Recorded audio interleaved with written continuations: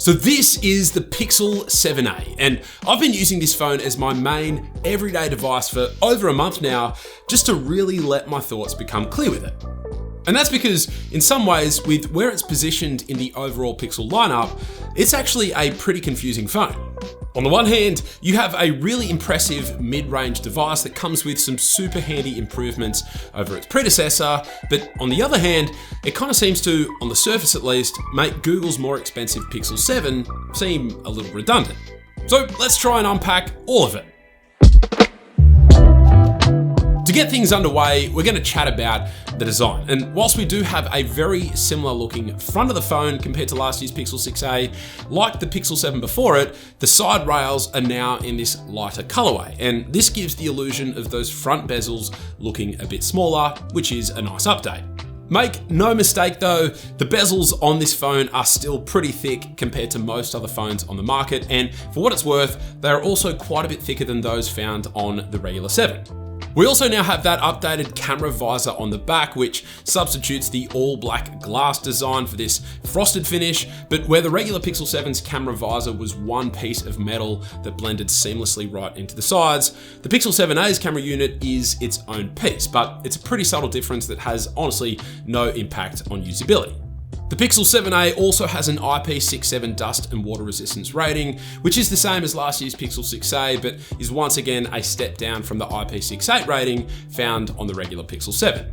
Oh, and I nearly forgot to mention it because you honestly cannot tell the difference, but the back of the Pixel 7a is plastic compared to the glass-backed Pixel 7. But again, you could have told me that the back of this phone was glass and I would have believed you. That's how nice it feels. In terms of haptics, I'm very happy to report that the haptics in the 7a are just as good as the ones found in the regular Pixel 7, though just a slight step below the outrageously premium ones found in the 7 Pro for those interested. But again, I'm super glad to see Google prioritizing good haptics across their entire lineup of phones, cheaper ones included, as this is one of the most common cost-cutting measures used by other manufacturers. And then, like the Pixel 7 and 7 Pro before it, the 7a also sees significant improvements to the performance of the fingerprint sensor, with the very welcome inclusion of the Face Unlock feature to go with, which was one of my favorite new features found on the 7 and 7 Pro.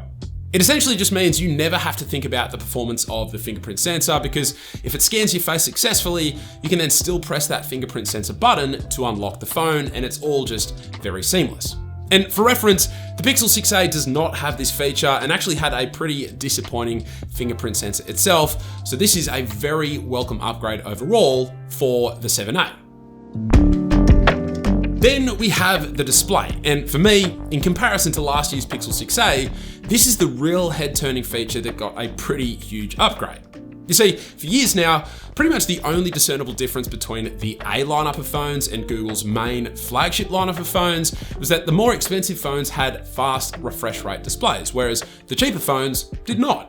But for the first time ever, we now have a 90Hz display on a Pixel A series device, which by the way is not enabled by default. But then to go on top of that, the display on this phone gets just as bright, if not slightly brighter, than the display found on the regular Pixel 7.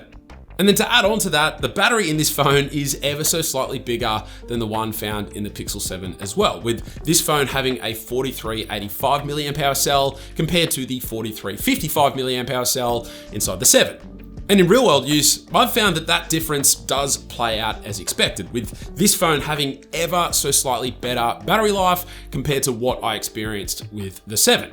Now, that's not to say that the battery life in this phone is good, because when you compare it to the Galaxy S23 that I used before this, or the Xiaomi 13 and 13 Pro before that, this phone's battery life is average at best, where most days I'm struggling to get to bed without needing to reduce it just a little bit. But that was a very similar story with the regular 7, and I will say, thanks to Google's adaptive battery software feature, the battery life has progressively gotten less worse across the month that I've been using it. Oh, and then the other fascinating improvement that Google made with this phone over last year's Pixel 6a is that we now have wireless charging, which was, again, normally a feature only available for Google's flagship lineup. Now, admittedly, it is 7.5 watt wireless charging as opposed to the 20 watt wireless charging that we have in the regular Pixel 7, but that honestly makes no impact to me, as I just usually place my phone on the wireless charger overnight whilst I'm sleeping, which means I have no interest or need for the phone to charge any quicker wirelessly. And as with last year's Pixel 6a, the Pixel 7a this year also gets the same processor as the one found inside its more expensive flagship brothers, the Google Tensor G2. And as far as I'm concerned, this phone has performed identically in comparison to those more expensive phones, which really isn't all that surprising.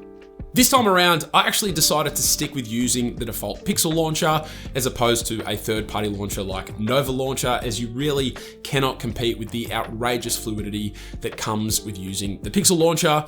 And then on top of that, thanks to the fact that this phone was released a full 6 or so months after the 7 and 7 Pro, you actually get a much more bug-free experience from day one compared to those phones. Alright, now before we press on with the rest of the video, I just wanted to thank today's video sponsor, Rincon. And if you're interested in all the health tracking benefits that come with wearing a smartwatch, without the added burden of wearing a full-sized watch that requires charging every day, then you should definitely check out the Rincon Smart Ring. You just pair the ring with the app, which by the way is completely free with no subscriptions required whatsoever. And from there on out, it'll start tracking all your vitals, delivering you accurate data on your sleep, your heart rate, and your blood oxygen levels to give you a crystal clear picture of your overall physical health. And because it sits on your finger, which is thinner and has more blood vessels than your wrist, you actually get more accurate readings compared to those provided by a smartwatch. And then add on to that the ring has up to 7 days of battery life, and that it's also just really slick looking with a durable titanium build, plus an IP68 dust and water resistance rating to go with. And you've got yourself a really solid and sleek smart device that blends into your life beautifully. So to learn more about the incredible Rincon Smart Ring, or to pick one up for yourself, use the first link down in the description below. All right, from there, we have the cameras. And on paper at least, it would appear that we actually have better cameras on this phone compared to those found on the regular 7. I mean, we have a 64 megapixel main shooter compared to the 50 megapixel shooter on the Pixel 7. We have a much wider 13 megapixel 0.5x ultra wide lens compared to the 12 megapixel 0.7x ultra wide found on the 7. And we even have a 13 megapixel selfie camera compared to the 10.8 megapixel selfie camera on the 7. Now, when you dig a bit deeper, you will see that all the sensors used on the regular 7 are actually larger than the sensors used on the 7a, which does allow for more light to be let through, as well as for more natural depth of field. However, I honestly feel like Google's impressive post-processing that we all love and rave about, it actually does its best work with smaller sensors, given it had that many years of training thanks to those smaller sensors Google kept using all the way up to the relatively recent Pixel 5. All that to say, whilst yes, you might have larger sensors on the regular Pixel 7, the results are just as good in my mind as those that you get out of the Pixel 7a. And having that wider ultra-wide lens, even though yes, it can result in some pretty big distortion on the edges of your images, it still feels like an upgrade over that not so very wide ultra-wide on the regular Pixel 7. And so without a doubt, this phone is a serious improvement over last year's Pixel 6a, and despite the launch price being $50 more than the Pixel 6a, for me, that price jump is well worth the extra features that we get, namely being the 90Hz display, the inclusion of wireless charging, the face unlock feature, and the improved cameras. As I've alluded to throughout the video though, the confusion comes when you compare it to the regular Pixel 7. As we've seen, the Pixel 7a holds up in nearly every single area compared to that more expensive phone. Okay, so you get slightly slimmer bezels on the front, a glass back compared to a plastic back, an IP68 rating compared to IP67, there's slightly faster wireless charging and fractionally faster wired charging, and yes, the camera sensors are technically larger, but for my money's worth, you honestly hardly notice any of those downgrades in real-world use. So here's what I think has happened. Google probably knows that this phone makes the regular Pixel 7 a non-starter now, but it all kind of makes a little bit more sense when instead of looking at last year's phones, you instead compare it to the next lineup of phones coming in just a few short months. You see, the Pixel 8 is rumored to be getting an upgraded 120Hz display, plus it's supposedly going to be a slightly smaller phone with possibly an even more premium build than past versions. And so if those rumors are confirmed to be true, and it launches at the same or at least a very similar price point as the Pixel 7, then everything will start to make a little bit more sense with Google's lineup of phones. You'll have the Pixel 8 Pro being the true flagship, as it's always been.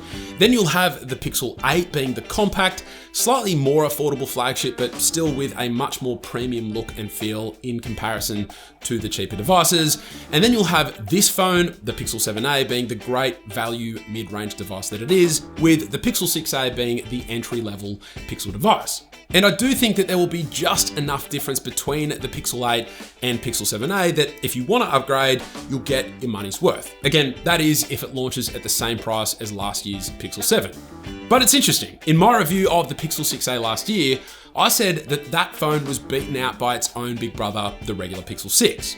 Well, it's like Google heard that and decided to completely flip the script altogether, because this time around, the Pixel 7a is clearly the phone to get over the more expensive Pixel 7. But again, once the Pixel 8 and 8 Pro drop in a few months, I think that that decision is going to become a much harder one to make.